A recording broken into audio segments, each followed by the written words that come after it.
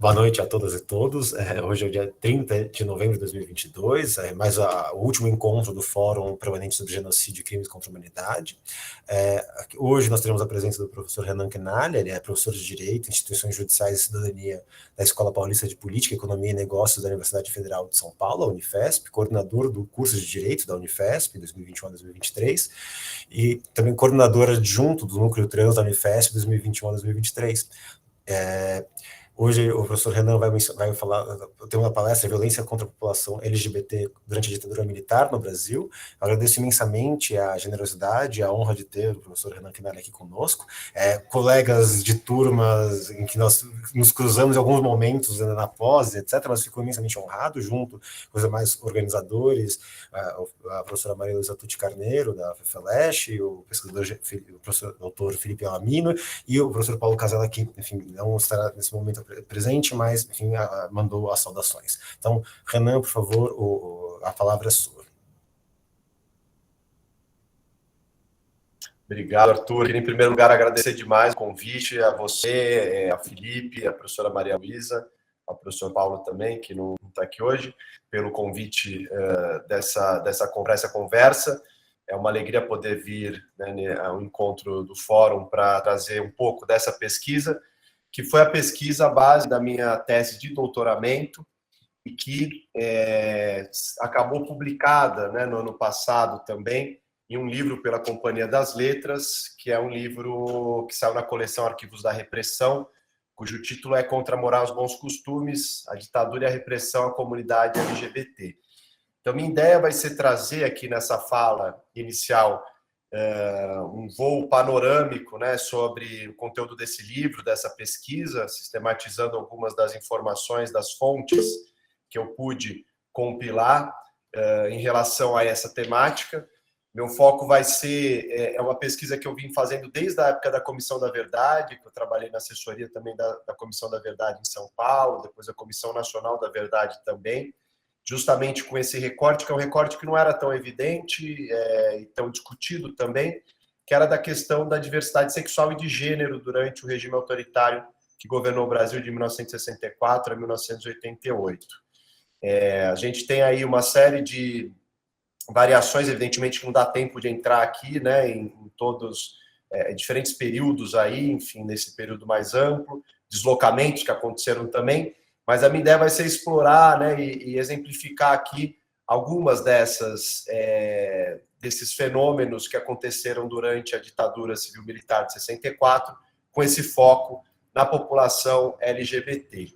Eu vou compartilhar a apresentação aqui, que tem algumas imagens que ilustram um pouco a nossa conversa.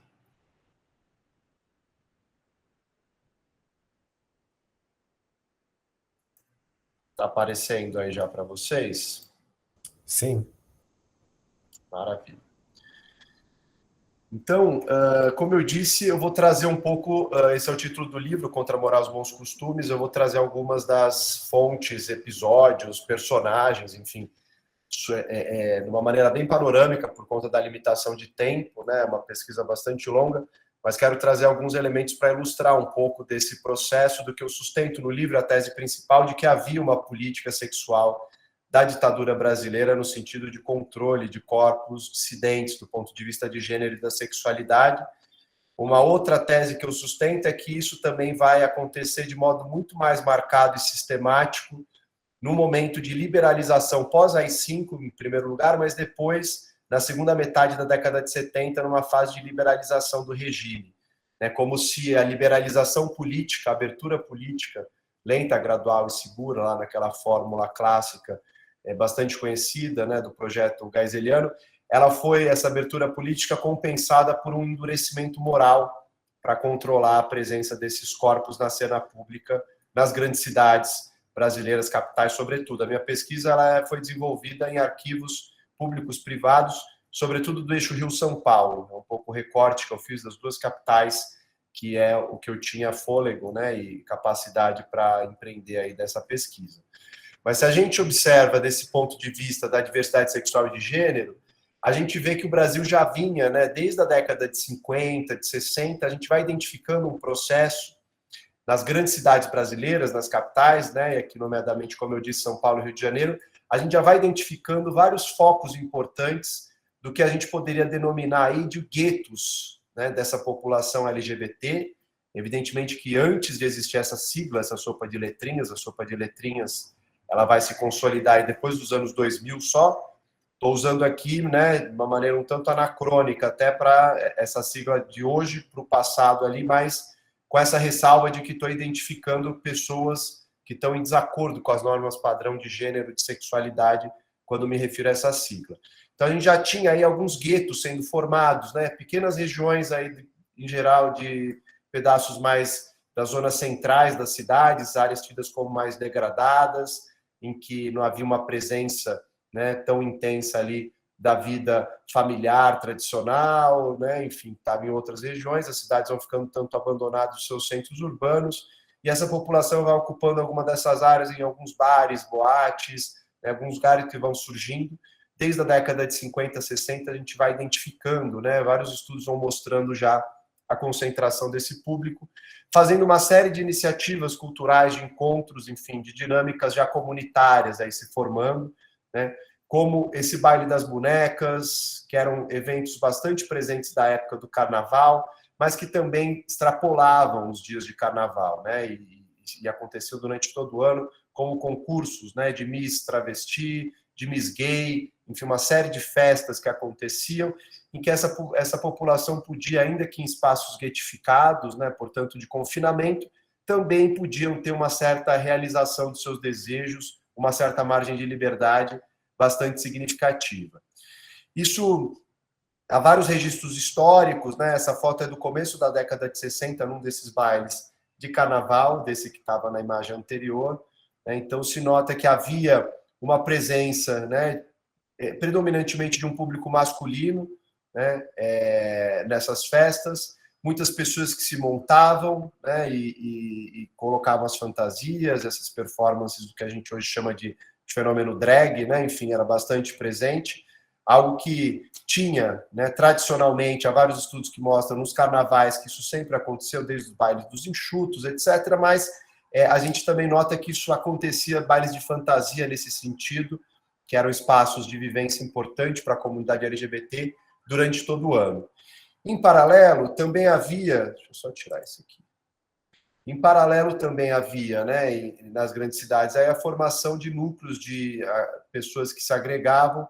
No caso do Rio de Janeiro, em particular, a praia era uma dessas regiões bastante significativa, né? Então, jovens homossexuais que estavam se dirigindo de cidades menores, de vários lugares do país, para o Rio de Janeiro e para São Paulo, né, num processo de êxodo e de migração bastante característico dessa segunda metade do século XX, em alguns outros lugares até desde a primeira, em que essa população LGBT ela sai de lugares mais de interior, né, de pedaços, cidades menores, para se dirigir a cidades maiores, onde justamente já estava havendo a concentração e uma margem de liberdade importante aí na formação desses guetos das grandes cidades.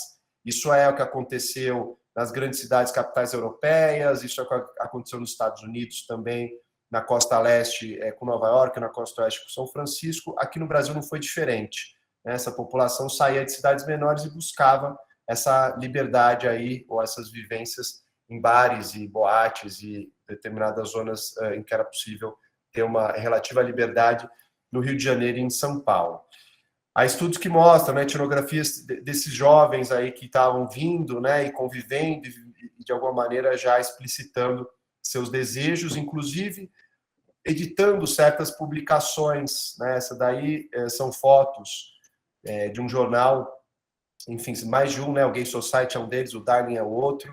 A gente teve vários desses pequenos jornais mimeografados, feitos à mão, né, desenhados, que circulavam dentro dessas pequenas comunidades, mostram uma influência também aí, né, da língua inglesa bastante forte. A gente está falando aí em novembro de 68, uma desses jornais, o outro também é de 68.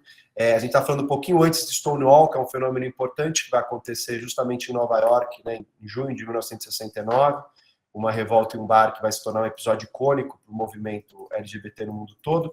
Aqui a gente está falando ainda anteriormente, né, já tem essa dinâmica de uma comunidade, pequenas publicações que em geral tinham mais um conteúdo de colunismo social, de divulgação de festas, de bailes, né? Enfim, uma certa sociabilidade cultural muito marcada nessas publicações.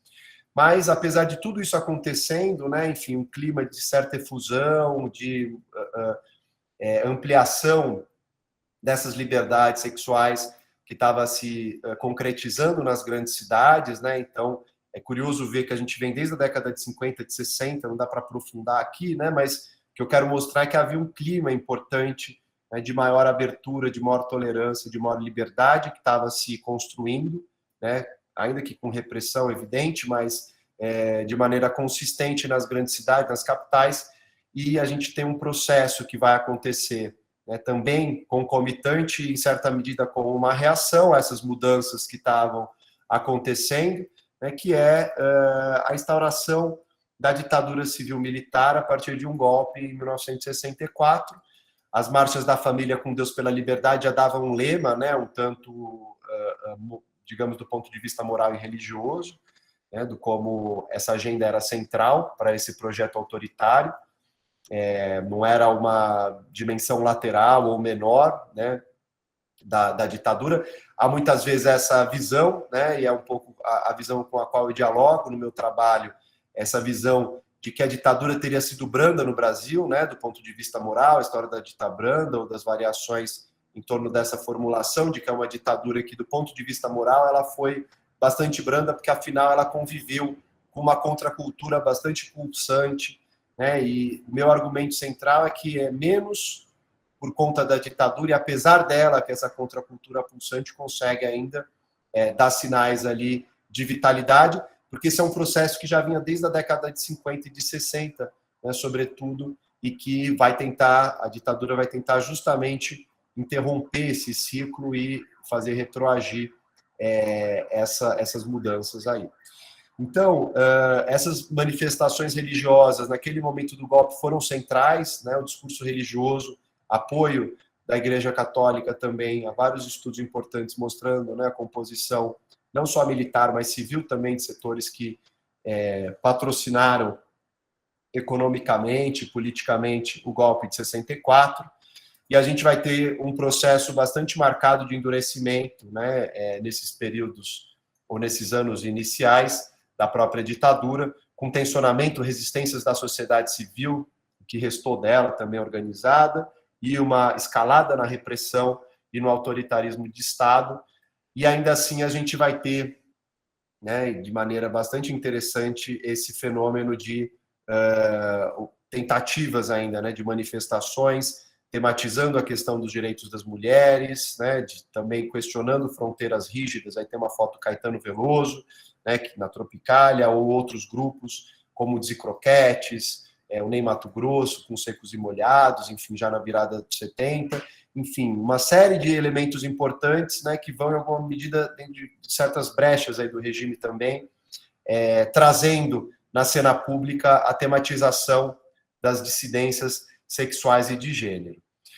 A passeata dos 100 mil vai ser um momento importante, né, dessa resistência, em 68, em junho de 68, mas também vai marcar aí um processo de maior tensionamento e de polarização que vai acabar culminando com a edição do ato institucional, a outorga do ato institucional número 5, que vai caçar uma série de liberdades públicas, de direitos individuais, inclusive habeas corpus, e que vai colocar, portanto, né, o regime em uma nova fase de maior repressão e controle, isso também do ponto de vista do gênero e da sexualidade.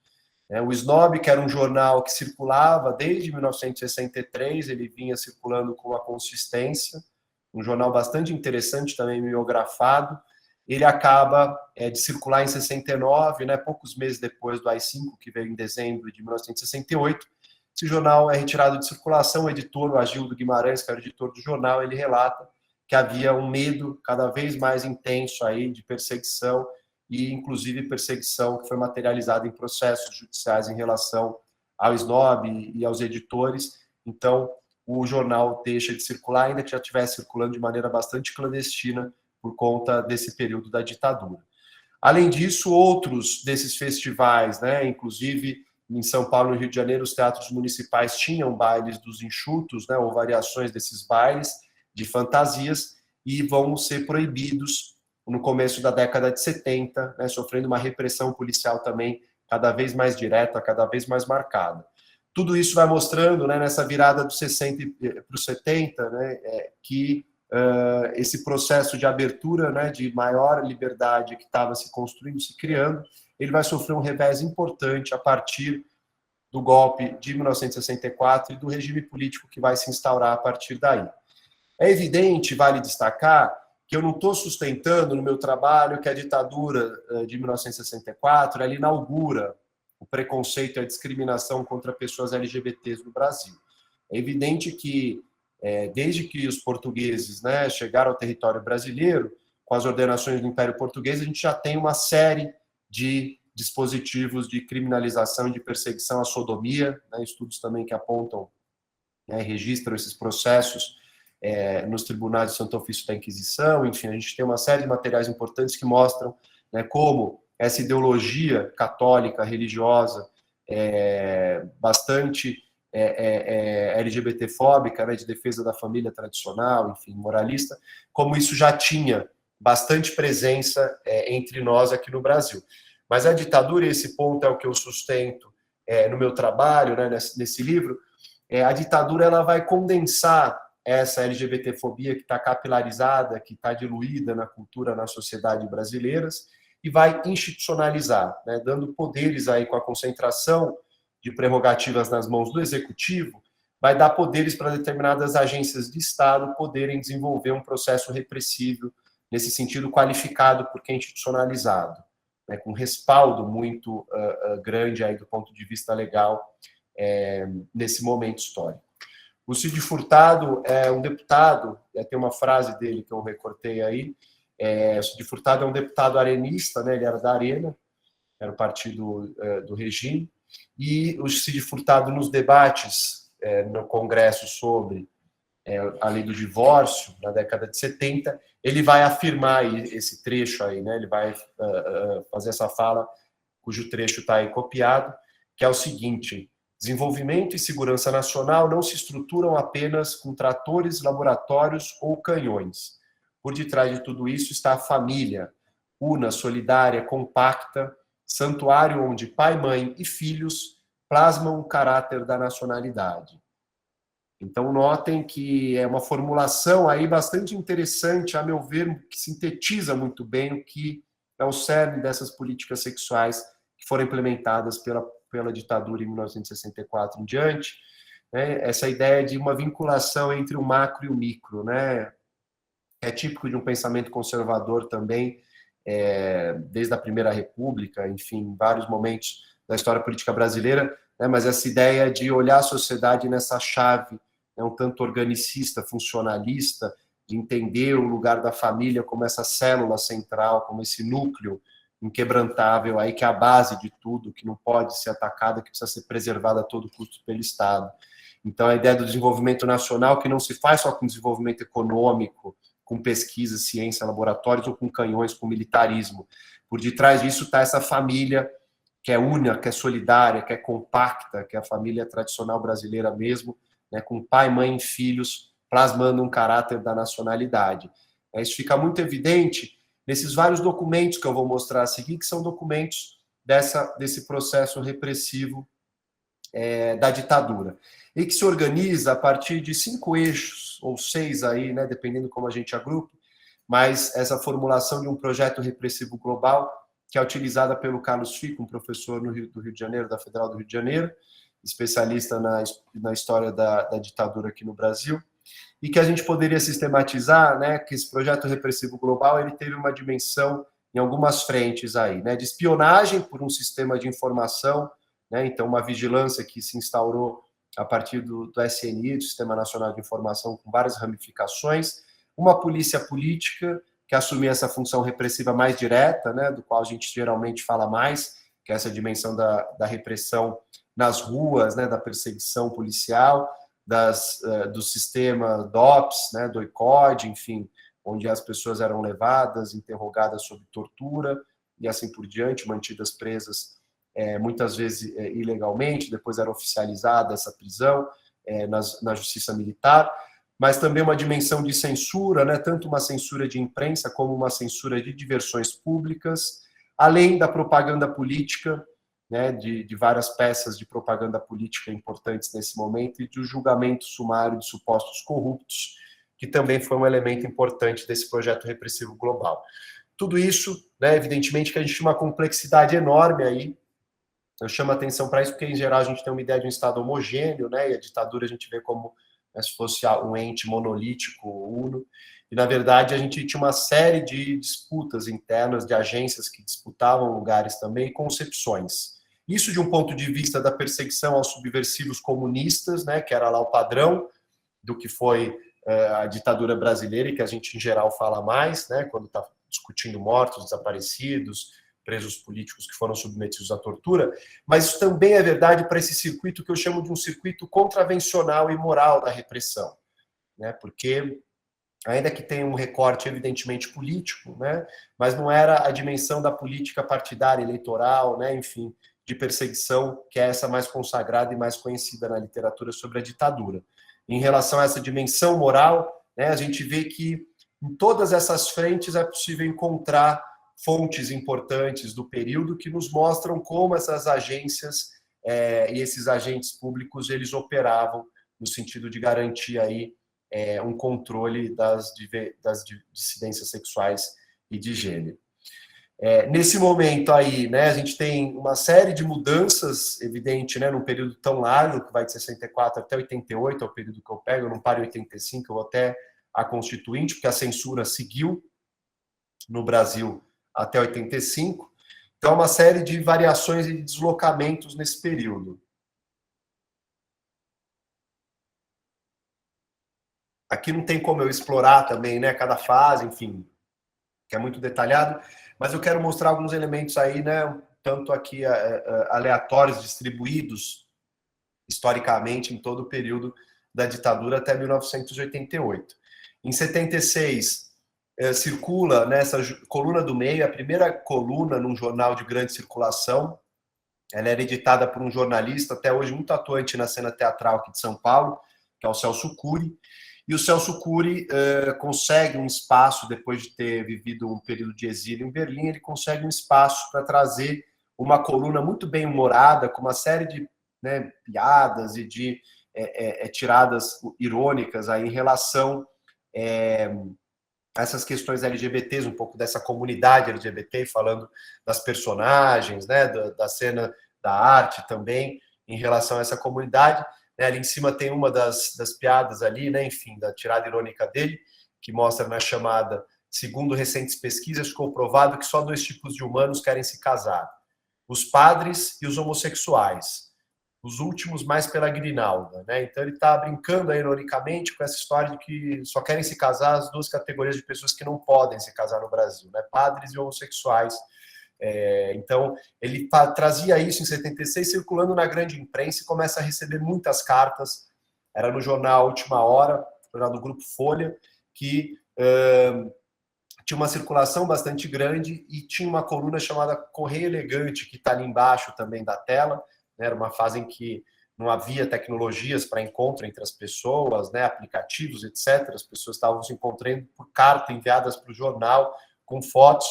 E essas cartas eram a maior parte, né, da comunicação ali que o jornal recebia com o seu público leitor era justamente dessa coluna do Celso Cury.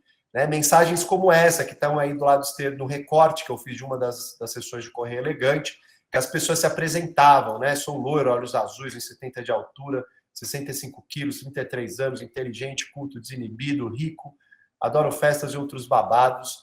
Desejaria corresponder-me com adolescentes morenos, bronzeados, olhos verdes, bonitos, inteligentes. Não precisam ser cultos para a simples amizade ou futuro compromisso. Fotos de corpo inteiro na primeira carta. Dondoca da Zona Sul. Enfim, as pessoas tinham pseudônimos, usavam, mandavam essas cartas, se encontravam, colocavam em conexão várias pessoas. E isso, evidentemente, que dura pouco, né? Depois de alguns meses circulando, ele já vai sofrer a ação repressiva com base na lei de imprensa da época, de 1967, por violar a moral e os bons costumes. numa entrevista que ele dá ao jornal Lampião da Esquina, no número 0 do jornal, que é um jornal que circulou durante 78 até 1981, que é um jornal que teve uma importância bastante grande, né, nesse período na imprensa alternativa, também no conjunto de várias outras publicações que estavam acontecendo. Ele vai ser a capa desse jornal número 0, falando justamente sobre essa perseguição judicial que ele está sofrendo. E aí ele diz na entrevista que o João Silvério Trevisan, que é um escritor que era um dos editores do jornal, ele diz: quando me perguntam pelo movimento homossexual no Brasil, respondo que ele não existe. Existe uma movimentação homossexual da boate para o táxi, do táxi para a sauna. No Brasil, nem movimento de manicure é possível. Né? De uma maneira irônica, também ele está dizendo: olha, não tem espaço, não tem condições, não tem liberdade suficiente para nenhum tipo de movimentação coletiva, de luta coletiva, de organização de um movimento social no Brasil, nesse contexto aí. Uma série de outras censuras também e perseguições aconteceram nesse período. A Cassandra Rios é uma escritora lésbica que teve 36 livros censurados nesse período da ditadura, ainda que um pouco antes ela já tivesse tido alguns livros também na década de 50, né, mas concentrado sobretudo nesse período da ditadura, e ela já escrevia com alguns pseudônimos, né, o próprio Cassandra já era um pseudônimo, o nome dela era Odete, ela começa a adotar outros pseudônimos para ver se consegue passar, né, e ela escrevia basicamente sobre uma sexualidade feminina, mas também de lesbiandade, né, e esses livros foram proibidos de circular, foram extremamente perseguidos pela censura. Inclusive porque a gente tinha, ao lado do AI-5, em 68, da Lei de Imprensa e da Constituição de 67, né, a gente teve um decreto-lei 1077 de 70, que fazem parte aí de um tripé regulatório da censura no Brasil, e que vai ser bastante utilizado. Esse decreto é conhecido como aquele decreto também da censura prévia, né, que vai, eu coloquei os considerandos do decreto, que mostram como esse discurso moralista está bastante presente, né, de proteger a instituição da família, para preservar valores éticos, assegurar a formação sadia e digna da mocidade, né? Fala de publicações obscenas, canais que estão executando programas contrários à moral, aos bons costumes, enfim, todas essas formulações, publicações que estimulam licença, ensinam amor livre e ameaçam destruir os valores morais da sociedade brasileira. E aí, esse último considerando que é interessante, que o emprego desses meios de comunicação obedece a um plano subversivo que põe em risco a segurança nacional. Essa ideia de que havia uma instrumentalização dessas iniciativas aí, né, da discussão sobre a homossexualidade, sobre erotismo, pornografia, com o intuito de atacar a própria base do regime. Uma ideia de que o movimento comunista internacional estaria se aproveitando desses dispositivos, né, instrumentalizando essas discussões para corromper a juventude e atacar a sociedade ocidental, capitalista, católica e assim por diante.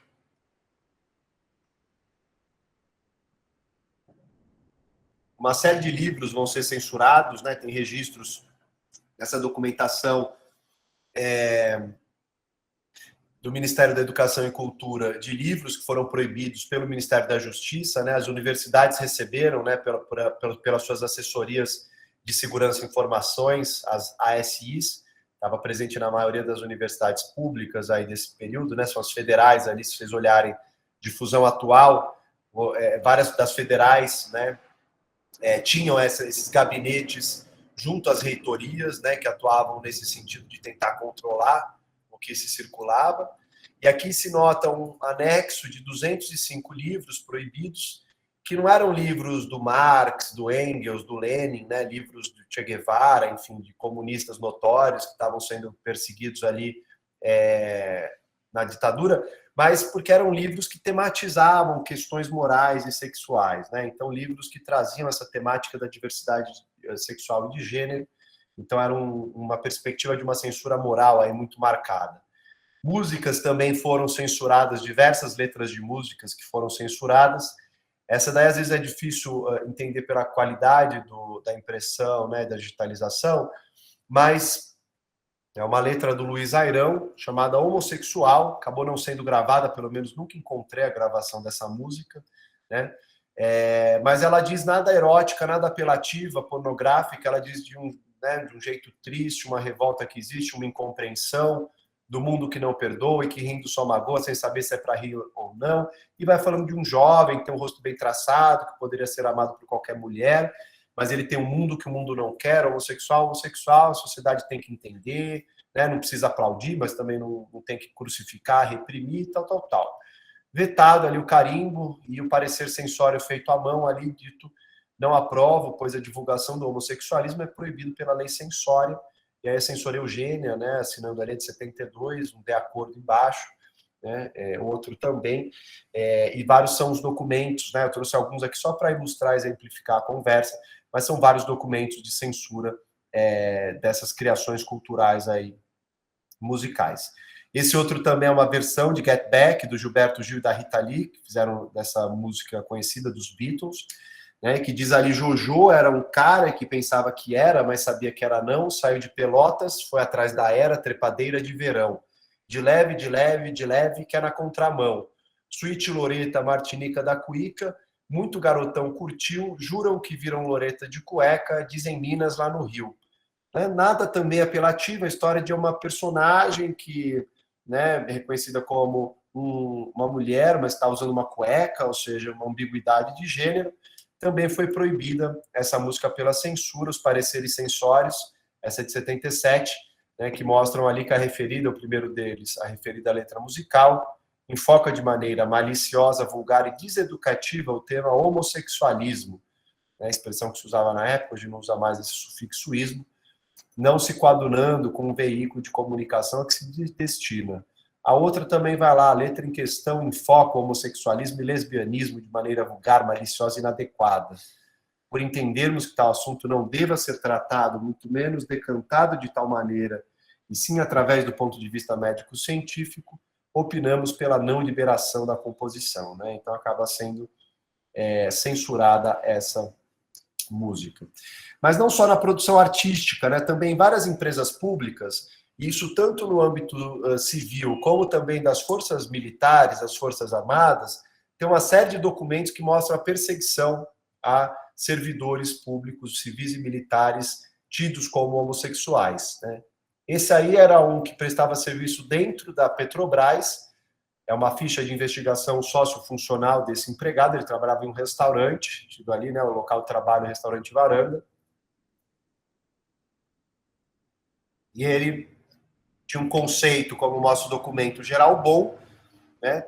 Ali embaixo diz que trabalhou normalmente no restaurante, mas foi dispensado por conveniência da empresa e ali está declinada a causa, por ser o possuidor de trejeitos femininos, evidenciando o homossexualismo passivo, né? Nota-se que a ditadura entrava ainda, né, nessa dimensão de classificar no ato sexual ainda, a pessoa era passiva, né? Então colocavam essa documentação, né, o que seria desabonador para esse homem que era afeminado, né, e que provavelmente era essa que era a identificação como sexualismo passivo, simplesmente pela maneira efeminada que ele deveria se portar ali.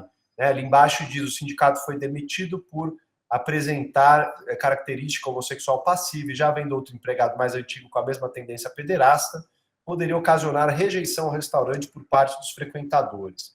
Né? Então, uma série de casos como esse, inclusive de cassação de parlamentares que aconteceram nesse período, né, e também de militares pelos conselhos de justificação das Forças Armadas por conta da homossexualidade.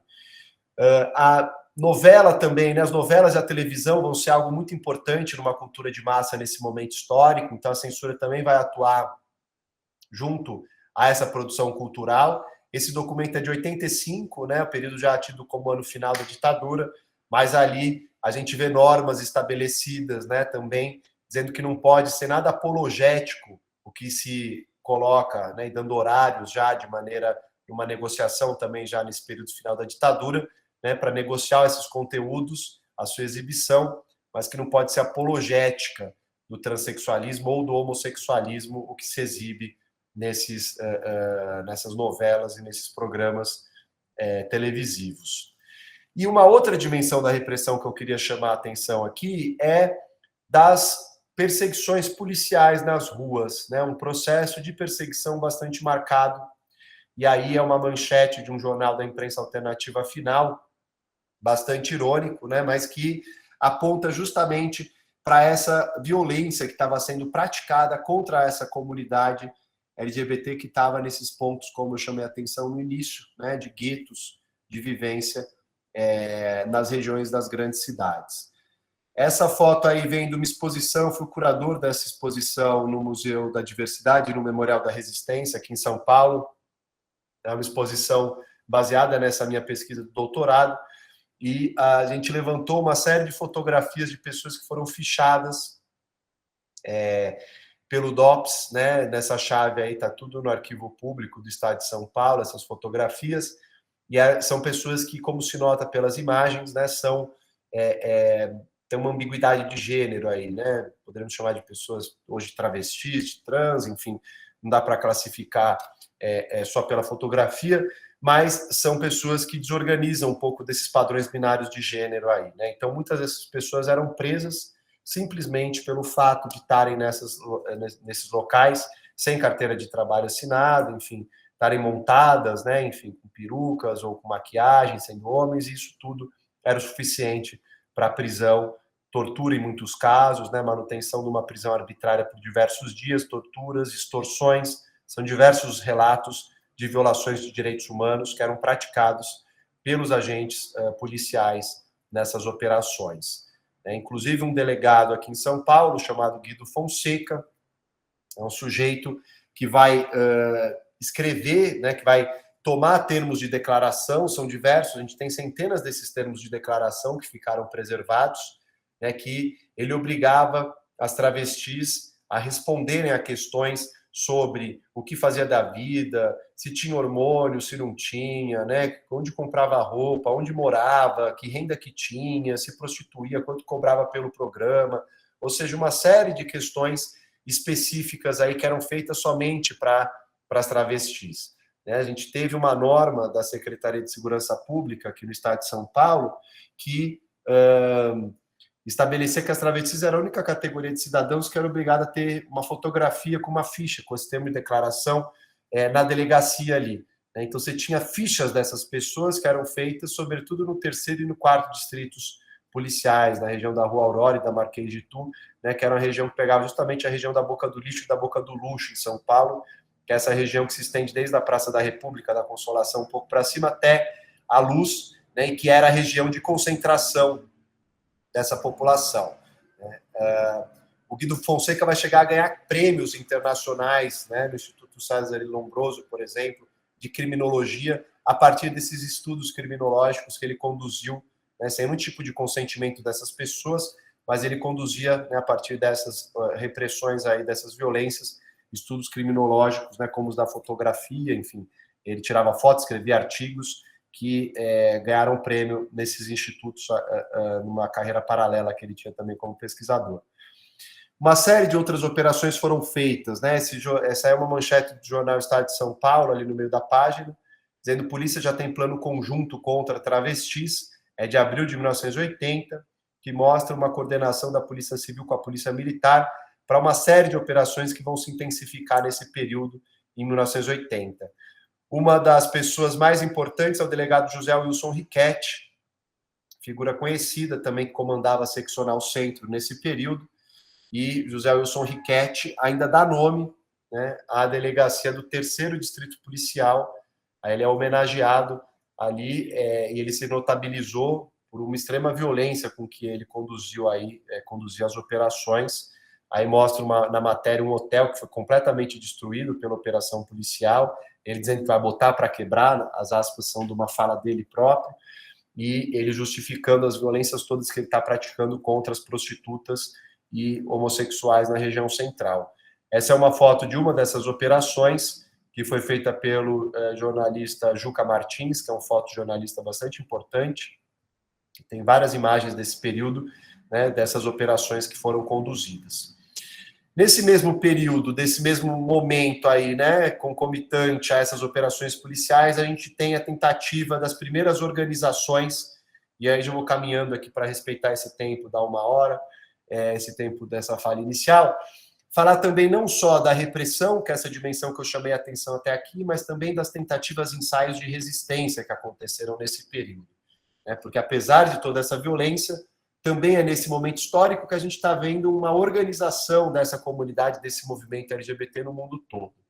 Essa é uma matéria que foi publicada num jornal da imprensa alternativa também, e que aponta ali, que tem uma tentativa de organização no MAN do Rio de Janeiro, de um congresso dos enxutos, e que acabou sendo dispersado ali, essa iniciativa acabou não dando certo, porque nem os promotores acabaram aparecendo com medo da repressão.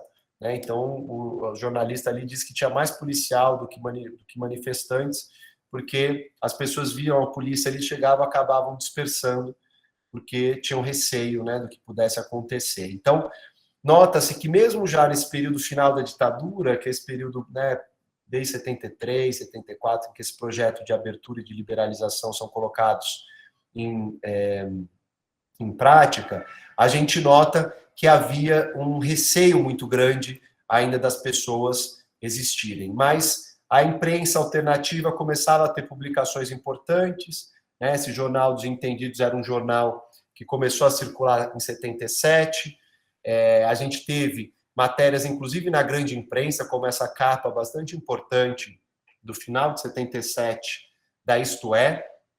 Então, ao mesmo tempo que o Celso Cury estava lá com a coluna do meio que eu mencionei, sofrendo perseguição com base na lei da imprensa, outros veículos também começavam a tematizar isso.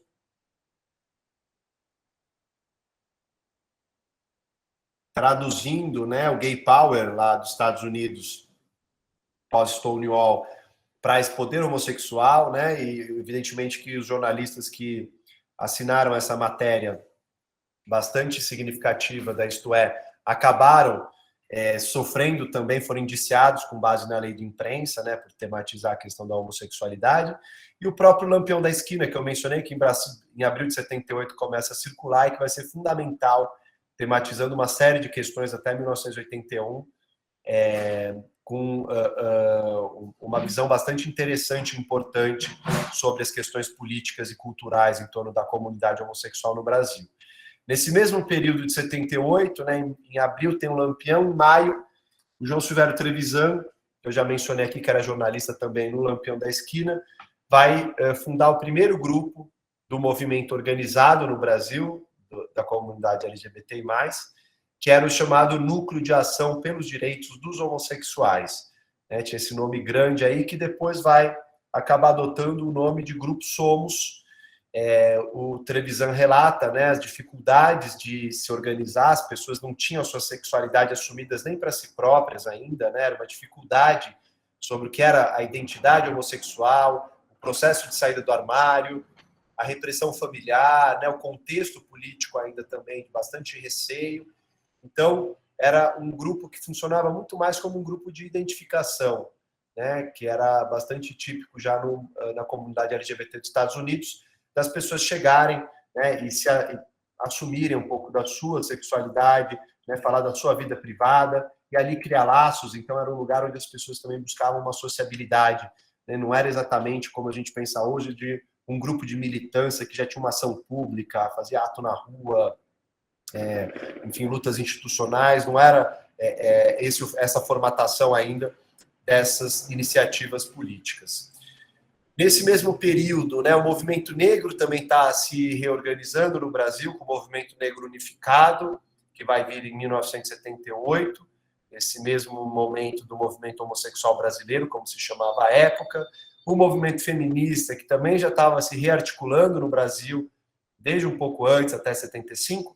Então, nota-se que nesse processo de liberalização, a gente tem uma série de movimentos que vão reocupando a cena pública brasileira e que vão trazendo certas demandas que também estavam tanto negligenciadas, mesmo no campo de oposição à ditadura, os setores progressistas antes da ditadura de 64.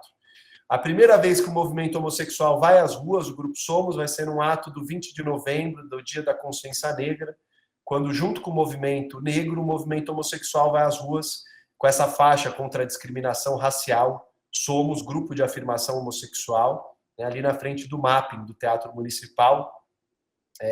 vai ter um ato público importante ali, né, e vai ser o palco das primeiras manifestações desse movimento homossexual brasileiro. A gente vai ter grupos que se organizam logo em seguida, então a gente vai ter vários outros grupos que se organizam pelo Brasil todo.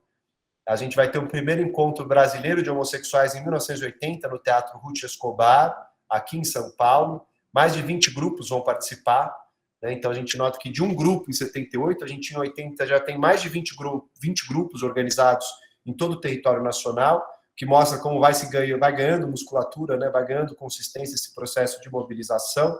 O Lampião até faz essa capa ali do lado, né? Homossexuais, a nova força, né? De maneira bastante entusiasta aí de como esses encontros tinham acontecido, todos os tensionamentos e questões que foram surgindo a partir daí.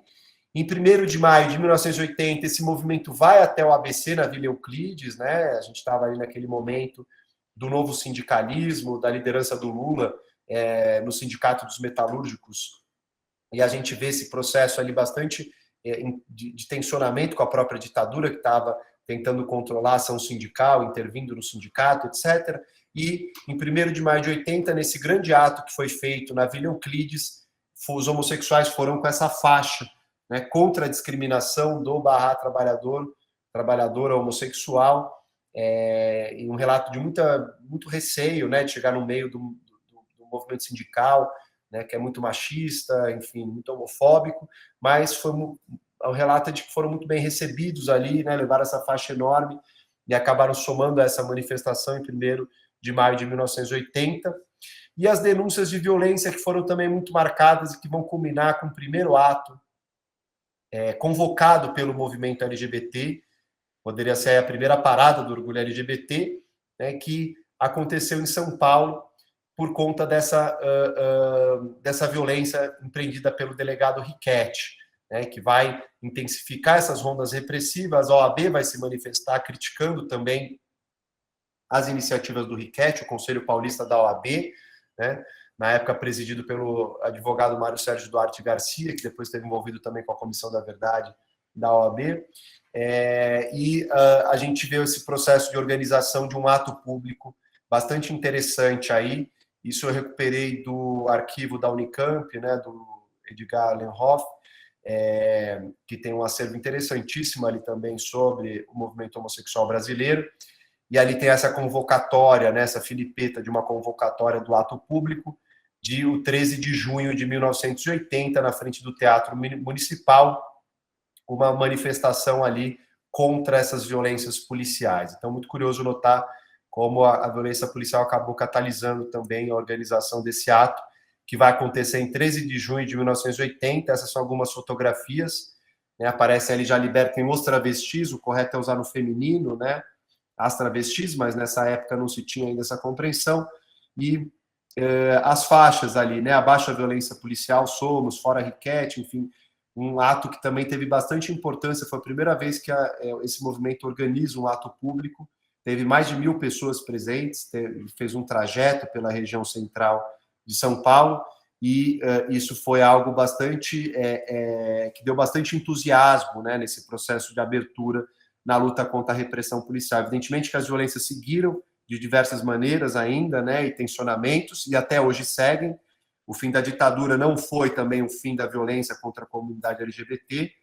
A gente vive num país ainda extremamente violento, né, um dos mais violentos do mundo, contra a população LGBT, do ponto de vista da letalidade, dos dados que nós temos, e que são dados subestimados, já que a gente não tem produção de dados estatísticos oficiais em relação à comunidade LGBT no Brasil, né? Há um apagamento institucional do IBGE, por exemplo, agora no censo, né? Houve toda uma luta, um processo, inclusive judicial, para inclusão de questões em torno de orientação sexual e identidade de gênero, mas nada disso avançou, infelizmente, né? Então, mesmo com os dados que são subestimados, a gente está aí nos países que mais matam e deixam matar essa população. Certamente, né, não é culpa só da ditadura, mas a ditadura também teve uma responsabilidade bastante grande por ter naturalizado, ter intensificado, ter institucionalizado a LGBTfobia na sociedade brasileira. E acho que isso que eu queria trazer um pouco como essa apresentação inicial, para também poder respeitar esse tempo de 1 hora, e a gente poder dialogar sobre dúvidas, questões, comentários que vocês também eventualmente tenham a partir dessas considerações aqui. Então, paro por aqui já, Arthur, para a gente poder retomar. Deixa eu parar de compartilhar aqui a tela e fico à disposição para as dúvidas, questões do pessoal. Obrigado, Renan Kneider, pela sua excelente apresentação. Muito interessante, sempre como eu falo, eu anoto inúmeras observações para depois para as anotações pessoais, aprendizados pessoais, então agradeço imensamente pela riqueza da apresentação. Primeiro, eu queria dizer que o Felipe, ele pediu desculpas que ele tinha uma palestra no meio do caminho, houve uma superposição de agenda, então ele pediu desculpas, mas ele escreveu no chat um agradecimento, depois ele vai acompanhar a sua apresentação. Eu não sei se... não vi nenhuma pergunta no chat formulada, não sei se alguém quer fazer uma pergunta via chat sobre as questões.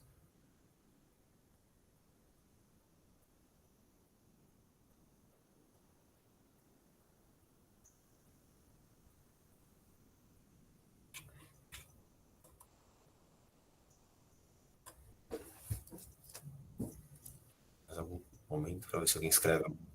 A professora Maria Luísa Tucci, por favor.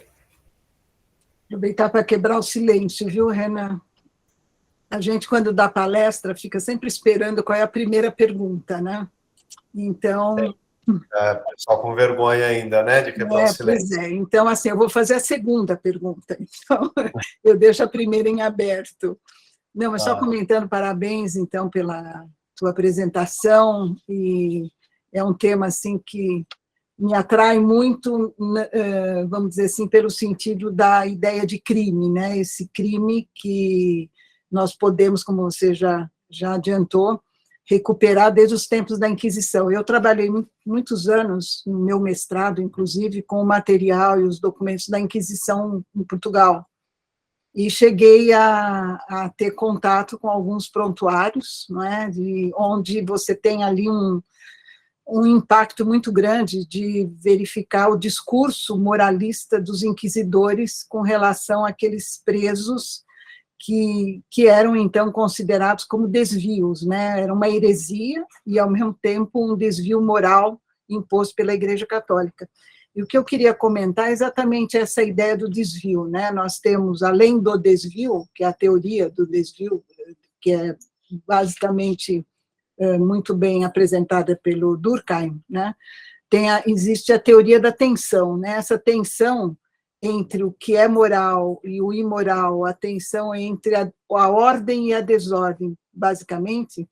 Quer dizer, esse discurso ele persiste ao longo não só da história do Brasil, mas da história europeia, podemos dizer assim, tanto contemporânea, né, principalmente, e a questão do controle dos corpos e das mentes, que eu acho que é um conceito que você deve ter, eu não conheço a tua tese ali, mas você deve ter trabalhado com Foucault, né, o controle dos corpos e das mentes.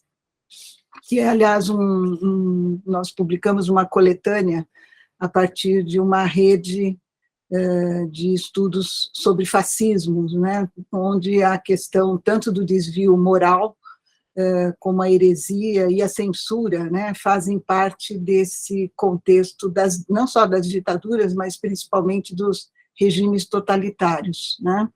Então, o que eu gostaria de te ouvir, e aqui vai a pergunta, então, quer dizer, como é que você analisou no teu trabalho, então, essa documentação do ponto de vista de um discurso, né, do controle, o discurso do desvio, o discurso da tensão, que é basicamente trabalhado pelo Robert Merton, e se você, basicamente, entre esses arquivos, você trabalhou também, pesquisou junto ao arquivo do DOPS, né? Eu trabalhei 9 anos nesses arquivos e fui uma das primeiras a ver o impacto das fichas, né, dos homossexuais ali naqueles acervos, principalmente nos prontuários individuais, né? Então, eu queria te ouvir um pouquinho sobre essa questão da teoria do desvio, teoria da ordem, da desordem, né? E como é que você vê essa documentação do DOPS? Legal, professora, são diversas questões, enfim, e fico honrado aí com a possibilidade desse diálogo também. Seu trabalho é uma referência, né, nessa questão da ditadura em particular né, para mim. E eu cheguei a elaborar um pouco, né, na tese, eu não trouxe tanto desse marco teórico aqui, né, mas trabalho muito a partir de Foucault, né, com essa ideia de que todos os regimes políticos têm formas de regulação da sexualidade. Isso não é algo exclusivo, inédito, né, ou que acontece só na ditadura brasileira, mas é justamente uma tentativa aí, né, uma aposta de entender a especificidade dessa configuração, né, a maneira como essa regulação da sexualidade se opera sobre um regime autoritário, até para entender as variações, né, porque me parece que sustentar que sempre houve LGBTfobia no Brasil é uma verdade também, né, mas é uma verdade que também nos diz pouco sobre como historicamente ela vai sendo modulada e se concretizando em cada contexto, com maior participação estatal, menos, e etc., né.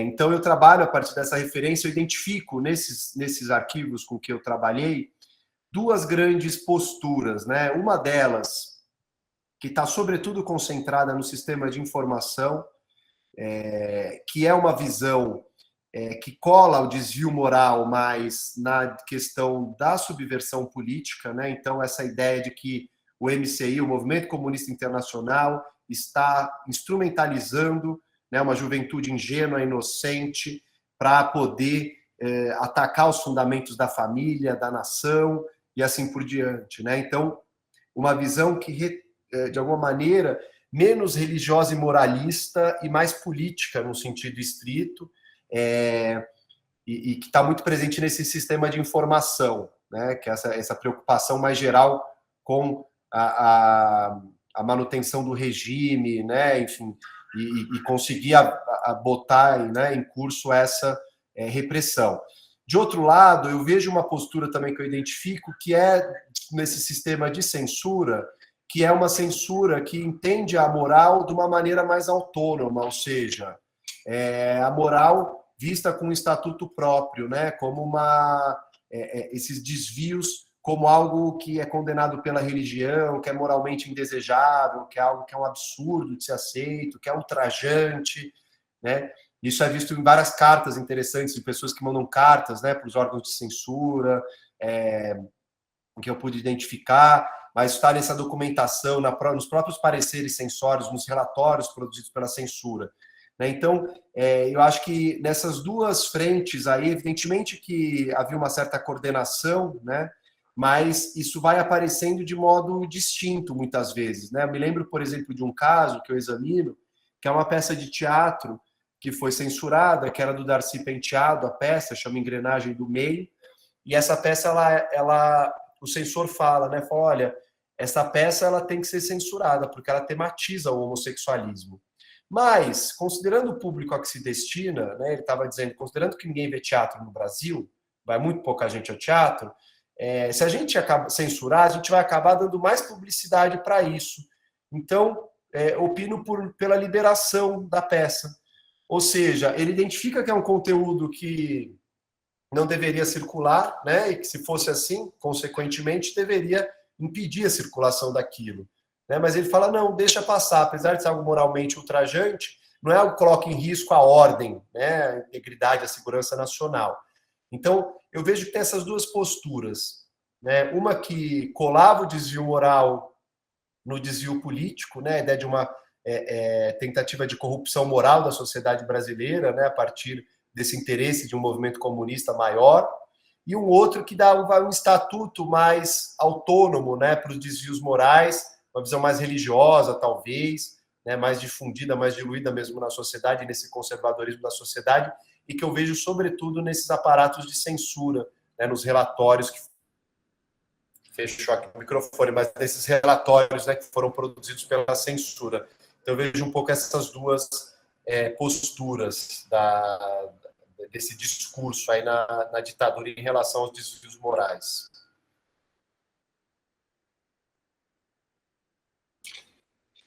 Obrigada, Renan, e uma hora dessa a gente continua conversando, porque temos também alguns eventos no LEER que trabalha com a questão da discriminação, do racismo, então, desde já, sinta-se convidado para 2023, né, para participar, não apenas aqui no fórum, mas também junto aos projetos que estarão em andamento no laboratório. Muito obrigada, viu? Muito rica a tua palestra. Obrigado. Obrigado para você, Maria Luísa Tucci. O público está um pouco ainda, talvez, tímido para perguntar.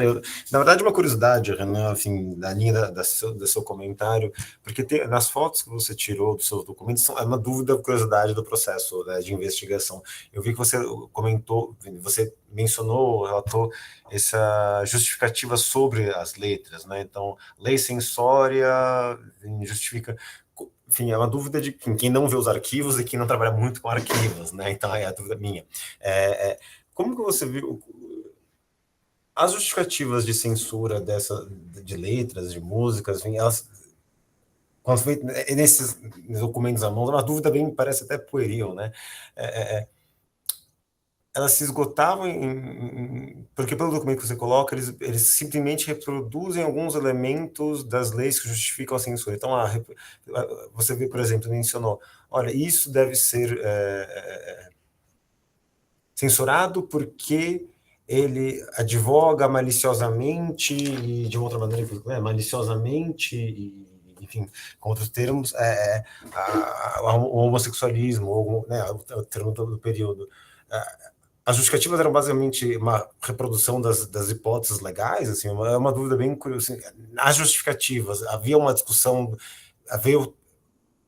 entre conteúdo e norma, ou simplesmente era alguma coisa muito burocratizada, simples, sintética, poucas linhas de justificativa de censura por questões morais? Enfim, uma dúvida, curiosidade mesmo.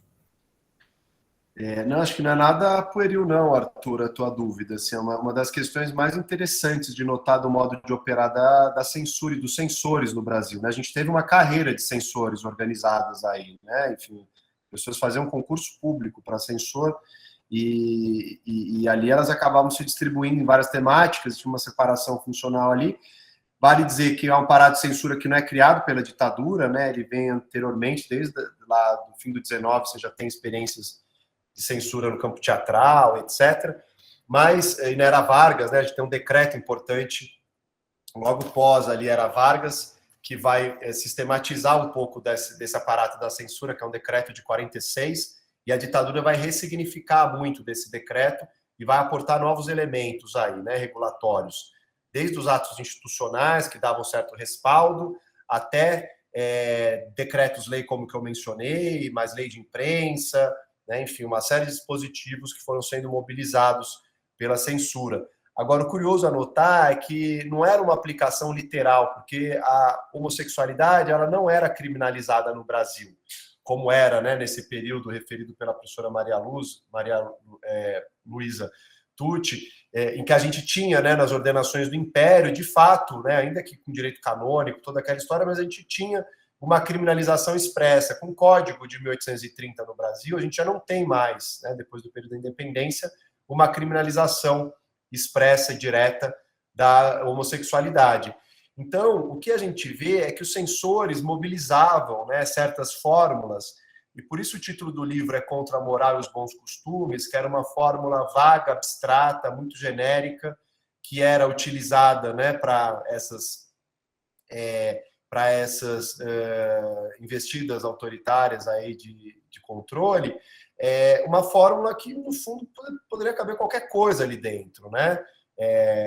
E aí eu brinco um pouco com isso, né, do contra a moral e os bons costumes, porque, de um lado, de fato, a ditadura estava entendendo que aquilo era contra a moral e os bons costumes, e esse movimento estava se constituindo, questionando mesmo a moral e os bons costumes, né, tal como visto naquele contexto histórico, cultural específico. Mas o que eu acho interessante é que os censores tinham essa margem muito grande de atuação, né? Esse que eu mencionei no teatro. O censor deixou passar uma peça que, teoricamente, não deveria ter passado, né? Ele tinha essa autonomia, e ele conjugava muitas vezes, nos pareceres, os dispositivos legais com as suas convicções morais e religiosas pessoais, né? Então, não vou deixar passar isso, porque eu acho isso um absurdo. E ele fala da Cassandra Rios, por exemplo, eu lembro de um censor falando, isso é ultrajante, isso é subliteratura, ou seja, faz um juízo até literário, estético, sobre aquela obra que está lendo e tal, né? ele fala, na verdade, um caça-níquel lésbico, isso aqui e tal, usa essas expressões. Então, é curioso porque os censores vão ali mobilizando, impingindo suas próprias convicções pessoais e modulando o que é a legislação a partir dessas convicções. Né? Então, quando ela fala assim, não é aprovada pela lei censória o homossexualismo, não tem um dispositivo da lei censória que fala sobre homossexualismo. Né? Mas na leitura que ela faz, ele se apropriou dessa maneira e ressignificou, ela se fundamenta na lei para dizer o que ela acha sobre aquilo. Né? Então, é muito curioso como se... e um dos capítulos é só sobre censura do livro, justamente porque eu achei muito interessante, a partir desses censores, desse discurso censório, entender como que essas modulações acontecem, né, entre dispositivos legais, entre diretrizes morais do regime, né, oficiais, entre convicções pessoais, religiosas, morais desses censores, como tudo isso era agenciado nessa experiência da censura para determinar o que poderia circular e o que não poderia circular. Né? Então é muito curioso ver como essas coisas acabam se misturando, se juntando e produzindo um resultado que é esse, de uma censura que operava às vezes de maneira bastante atabalhoada, né? E tem episódios que são bastante icônicos, né? Comentados da censura política, né? Como muitas vezes, né, achavam que certas coisas que não tinham nada de conteúdo político contestatório, achavam que tinha, né, pelo nome, no caso moral também. Né? Enfim, a gente vê vários casos da censura proibindo coisas muito singelas ali, que não tinham nada dessa dimensão, mas porque se achou que teria. Né? Então, é curioso, mas, apesar de tudo, é uma censura, na minha avaliação, que funcionou muito bem para os propósitos que tinha ali. Né? Ou seja, conseguiu, apesar de meio atrapalhada de vez em quando, da falta de critérios legais claros, talvez essa fosse justamente a intenção e o modo de se construir um jeito de controlar essas produções culturais, né?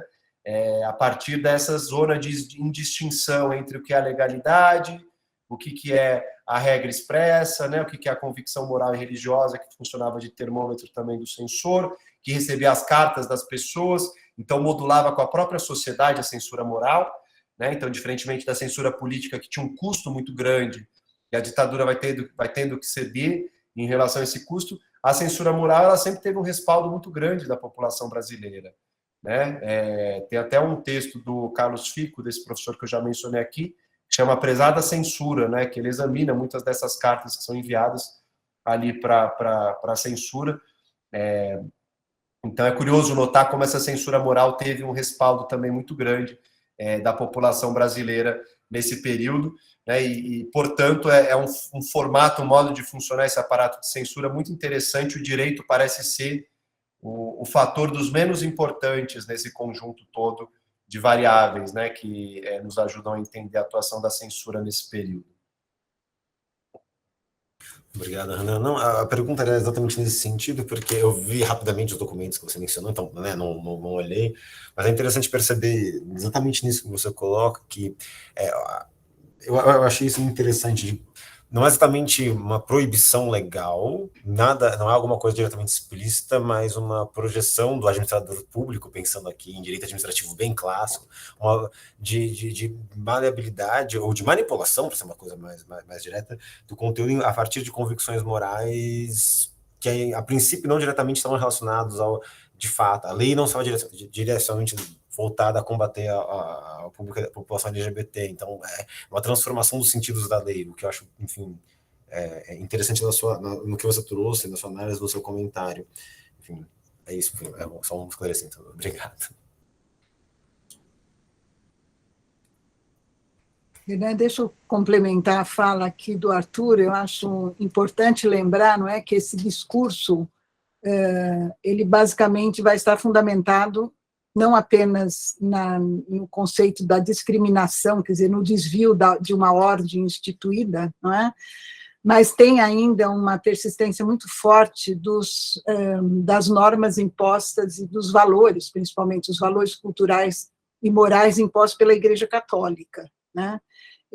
Então, isso vem a público, principalmente durante a ditadura militar, que é o momento, né, efetivo de uma repressão aos corpos e às mentes, porque você está diante de um crime político, é tratado como um crime político e ao mesmo tempo, um crime contra a moral e os bons costumes, né? E eu me recordo muito bem na documentação e nas fichas do DOPS, aqueles relatórios que você, inclusive, apresenta os testemunhos, né, os depoimentos, vamos dizer assim, são muito ricos para uma análise de discurso também, né? Você encontra ali essa construção que tanto o censor como o policial ele faz com relação àquele que ele considera que é o criminoso, entre aspas, vamos dizer assim, né?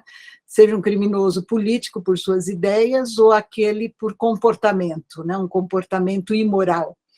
E muitas investidas também dessa polícia política ia contra aqueles que desviavam-se, vamos dizer, dos padrões, por exemplo, da economia, né? No caso de corrupção, então também eram julgados por essa polícia política. É muito interessante como eles vão fazendo uma construção. Então, era imoral, né? Você, por exemplo, aumentar o preço do pãozinho num determinado momento da história da ditadura. Quer dizer, então, como que os argumentos vão sendo pensados no cotidiano, e também com relação às prostitutas, né? Nós temos aqui quer dizer, dá para você fazer um paralelo, né, também a figura da prostituta e também da prostituição, né, enquanto um fundamento aqui. Então, não precisava tanto, no caso da ditadura, ter a lei para se apoiar, quer dizer, eles construíam, né, a partir dos seus manuais. Eu não sei se você chegou a ver, mas existiam os manuais orientando os policiais como se comportar diante de algumas situações, né? Então, essas figuras, vamos dizer assim, que são construídas a partir do padrão do desvio, da norma, né, é muito interessante, e também para verificar como é que vai havendo uma alteração do discurso, né, ordenador, e a partir hoje, né, de um discurso que valoriza a diversidade. Então, quando você falou, olha, aqui os travestis, não, deveriam ser as travestis, né? Como é que hoje a gente tem noção dessa dimensão graças a esse movimento dos LGBT+, e aí todos os outros, né? Então, é muito interessante, e acho que depois até se te interessar, apresentar nós estamos organizando agora uma coletânea sobre os discursos de ódio, né? Então, eu acho muito interessante a recuperação desse discurso contra esse grupo determinado, né? E os argumentos que são usados por uma polícia política, que vai julgar questões de moral e costumes, né? E, ao mesmo tempo, a história da censura. Eu acho que é riquíssimo, né? Tem aquela coletânea, você deve conhecer, das minorias silenciadas, publicadas pela EDUSP, onde nós temos vários artigos sobre a questão da censura e aos desvios, né? Então, é isso que eu gostaria de complementar a colocação, então, do Arthur, né, e agradecer mais uma vez pela tua fala aqui. Legal, professor. Essa coletânea eu super usei no trabalho também, enfim. Então, e acho que tem várias conexões aí, diálogos possíveis, e com a disposição para a gente, em outros momentos, também dialogar e colaborar em outros eventos, outros projetos também. Prazer. Ótimo. Depois eu te mando um e-mail, então a gente volta a conversar. Bom, muito obrigada pela tua participação no fórum, né, e agradeço também aqui em nome dos nossos colegas, o Felipe e o professor Paulo, né, por outros compromissos não puderam estar presentes. Eu passo a palavra agora para o Arthur, que é o nosso anfitrião hoje. Obrigado, professora Maria Luísa. Bom, eu acho... não sei se algum membro do público gostaria de fazer alguma última intervenção, algum comentário. Acho que aparentemente não. Então, eu gostaria de agradecer imensamente mais uma vez a presença sua, do Renan, em nome junto com a professora Maria Luísa Tucci, os demais organizadores.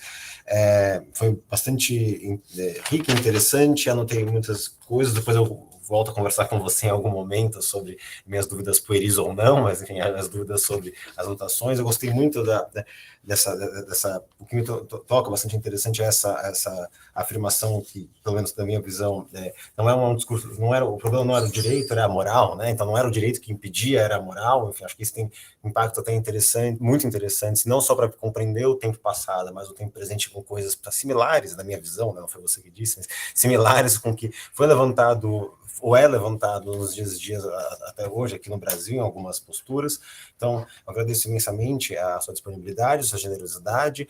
Essa foi o último encontro do Fórum Permanente sobre Genocídios e Crimes contra a Humanidade deste ano, então, muito feliz de ter o encerramento dessa fala com a sua fala, desse encontro com a sua fala, e, obviamente, espero, enfim, nós faremos, a ideia é fazer um fórum, um ano 4 do fórum no próximo ano, mas a gente segue em contato, Renan, eu acho que a gente sempre tem tentado organizar um volume por cada ano de fórum. O volume 1 do primeiro ano foi finalizado, estamos esperando a publicação, estamos organizando o volume 2, e gostaríamos, se fosse possível, ter alguma, eventualmente, contribuição textual sua, um capítulo, no volume 3 do fórum, que será publicado em algum momento nos próximos anos. Então, não sei se a Maria Luísa quer fazer um comentário, mas com isso eu passo falar para a Maria Luísa e depois para o Renan. Eu vou só aproveitar o final, vamos dizer assim, aqui para anunciar que foi publicado pelo LER em parceria com a EDUSP, o livro sobre genocídio armênio, protótipo do genocídio nos tempos modernos. Esse livro esse aqui, ele já está à venda, né? É um livro organizado por mim e pela professora Luzimé Yashizan Zavan. E, então, caso vocês tenham interesse, é publicado pela EDUSP, e que trabalha exatamente essa questão do protótipo, né, do genocídio moderno a partir do genocídio armênio. Então, faço aqui o meu momento de propaganda gratuita, viu, Arthur? Passando agora a palavra para o Renan. Legal, professora, é bom saber que saiu o livro aí, vou atrás do meu exemplar. Queria, na verdade, agradecer, enfim, um prazer enorme poder estar com vocês aqui hoje, e fico à disposição para futuros diálogos, parcerias, projetos, enfim, a gente segue trocando aí, dialogando sobre essas temáticas que são tão importantes. Aí, parabenizo pelo ciclo aí do fórum, está se encerrando hoje, e a gente segue em contato. Obrigado. Obrigado, então, boa noite a todas e todos, um bom resto de quarta-feira, resto de semana para todos, e Renan, mais uma vez, muito obrigado pela presença.